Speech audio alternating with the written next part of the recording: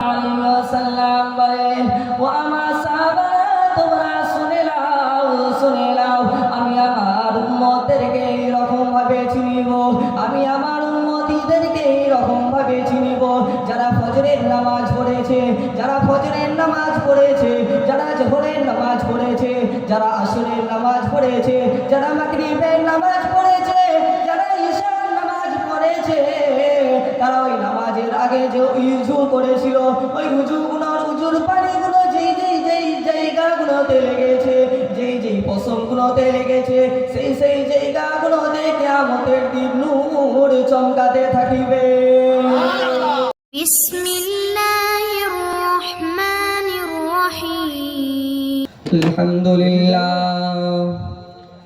الحمد لله نحمده ونستعينه ونستغفره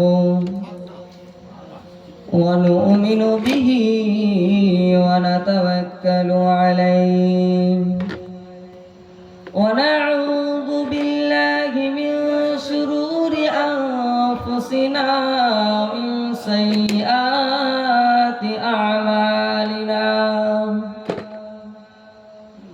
من يهده الله فلا مضل له ومن يضلله فلا هادي له ونشهد أن سيدنا مولانا محمدا عبده ورسوله فقد قال الله تعالى في كلامه المجيد وفي الفرقان الحميد إن الله وملائكته يصلون على النبي يا أيها الذين آمنوا صلوا عليه وسلموا تسليما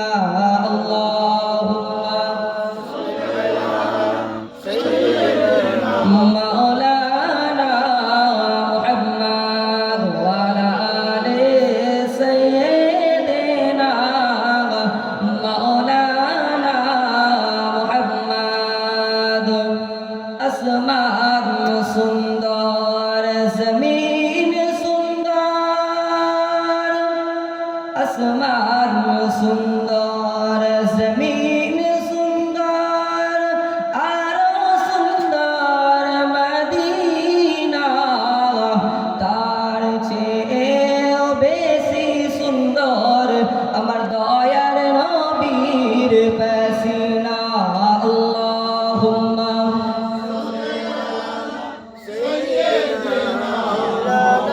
মুহাম্মদ ওয়া আলা আলি সাইয়্যিদিনা ওরে মক্কাবাসী মদিনাবাসী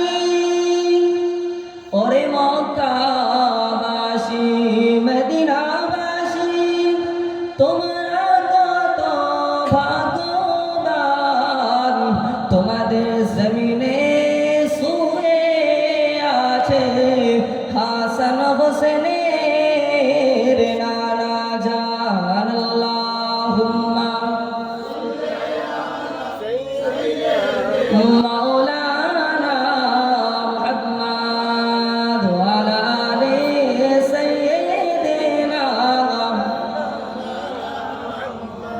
আসমান বলে এক আল্লাহ জমিন বলে এক আল্লাহ পশু পাখি বলে এক আল্লাহ মানুষ আমরাও বলি এক আল্লাহ লা ইলাহা লা ইলাহা ইল্লাল্লাহ লা ইলাহা ইল্লাল্লাহ মুহাম্মাদুর রাসূলুল্লাহ। সমস্ত প্রশংসা সেই মহান আল্লাহ তাআলার দরবারে, যিনি আমাদেরকে সমস্ত কাজ থেকে ফারিক করে একটি পাক পবিত্র মাহফিলের মধ্যে বসার মতন তৌফিক দান করে। সকলে আলহামদুলিল্লাহ। তারপরে জানাই যেই নবী গানে সৃষ্টি করলে এত সুন্দর একটা ময়দান, এত সুন্দর একটা, কত সুন্দর একটা মেহফিল দেখতে পেতাম না। সেই নবীর সানে সকল মহাব্বতের সঙ্গে বলি সাল্লাল্লাহু আলাইহি ওয়াসাল্লাম।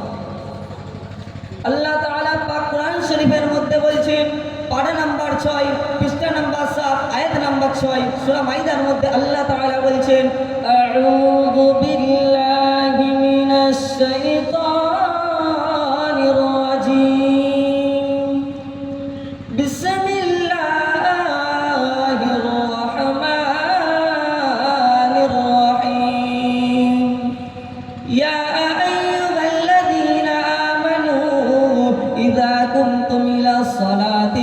فاغسلوا وجوهكم وأيديكم إلى المرافق وامسحوا برؤوسكم وأرجلكم إلى الكعبين يا أيها الذين آمنوا آمنوا لا তোমরা শুনে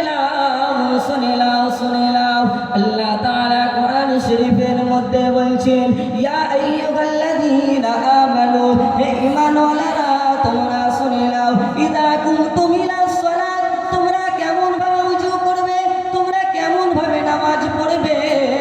আল্লাহ তাআলা কোরআন শরীফের মধ্যে বলছেন, ফাগসিলু উজুহাকুম ওয়া আইদিয়াকুম ইলাল মারাফিক ওয়ামসাহু বিরুসিকুম ওয়া আরজুলাকুম ইলাল কাবাইন। আল্লাহ তাআলা বলছেন, সবের প্রথম তোমরা মুখমণ্ডলটা ভালো করে ধৌত করো।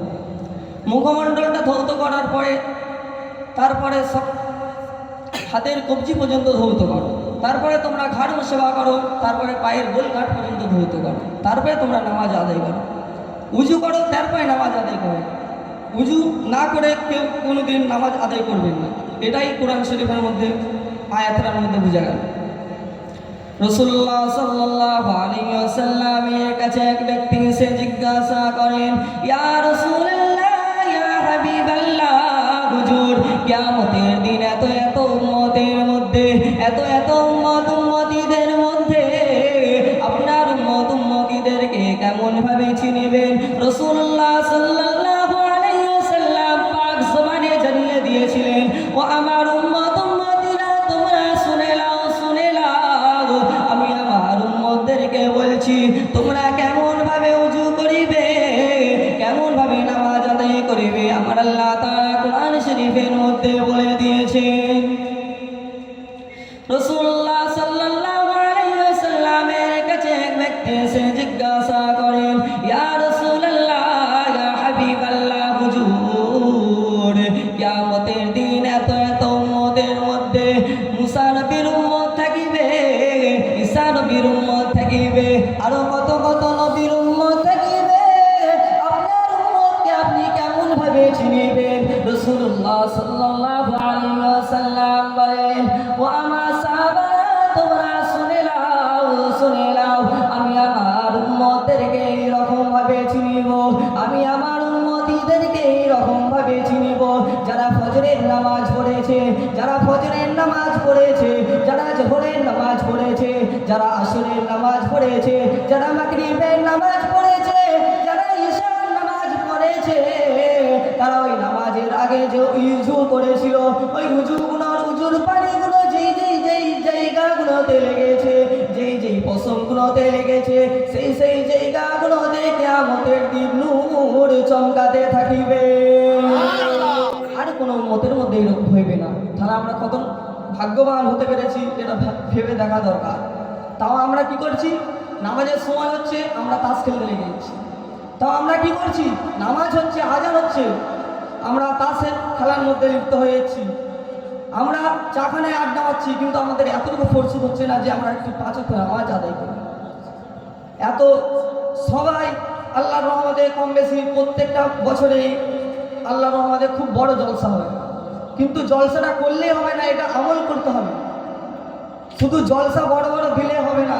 মাশাআল্লাহ খুব সুন্দর জলসা হচ্ছে, কিন্তু প্রত্যেকটা মেহফিলে বসার মতন চেষ্টা করতে হবে। রাস্তাঘাটে ঘোরাফেরা করা চলবে না। আজকে তো আল্লাহর রহমতে খুব সুন্দর একটা মেহফিল হয়েছে, আল্লাহর রহমতে ইমাম সাহেব খুব সুন্দর ছেলেদেরকে ট্রেনিং দিয়েছে, তাই জন্য এত বড় একটা জলসা হতে পেরেছে। এত সুন্দর একটা বাচ্চা ছেলেরা জানাজা পড়িয়ে দিচ্ছে, কিন্তু একটা বড় বড় এখানে বা কোনো জায়গার আশেপাশে কোনো লোকে যদি বলা হয় যে তুমি একটু জানাজাটা করিয়ে দাও, বেশিরভাগ লোকটা পারবে না। কিন্তু আমাদেরকে চেষ্টা করতে হবে প্রত্যেকটা ছেলেদেরকে মক্তবে পাঠানো, প্রত্যেকটা ছেলেদেরকে মাদ্রাসায় পাঠানো। কি করলে আমার ছেলেটা দিনের মধ্যে চলতে পারবে, কি করলে আমার ছেলেরা ভালো একটা জায়গায় পৌঁছাতে পারবে। আমরা কি ভাবছি যে বড় বড় ডাক্তার হবে, অনেক টাকা কামাবে, তাতেই আমাদের ঘর সংসার চলে যাবে, আমি আমার চুপচাপ পায়ে হাতে তেল মেখে বসে থাকবো। এইরকম করলে কোনোদিন হবে না। এই জামানাটা কিছুদিনের জন্য, আমাদেরকে এখনো অনেক বড় পার করতে হবে মরার পর। সেই জিন্দগিটা আমাদেরকে ভাবা দরকার, সেই জিন্দগিটা আমাদেরকে একটু ভাবা দরকার। আল্লাহর রহমতে কালকে অনেক বড় বড় মেহফিলের বক্তারা আসবেন, তিনারা যেই কথাগুলো বলবেন সেই রকম কথাগুলো শুনবো এবং আমল করবো ইনশাল্লাহ। এর মধ্যে আমি যদি কোনো ভুল ব্যক্তি যদি কিছু বলে থাকি আমাকে মাফ করবেন। আসসালামু আলাইকুম।